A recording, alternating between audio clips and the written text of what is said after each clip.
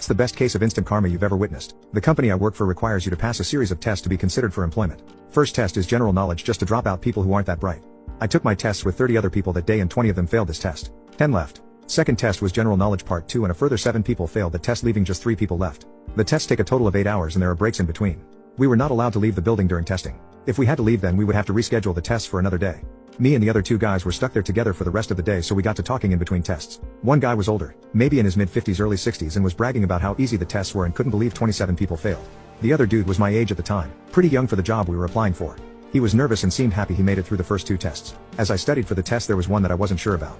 I knew I would have a hard time with that one, and when they put out the docket for tests I saw the hard one would be the last one on the list. My plan was to pass 4 of the tests and reschedule the 5th to give me more time to study.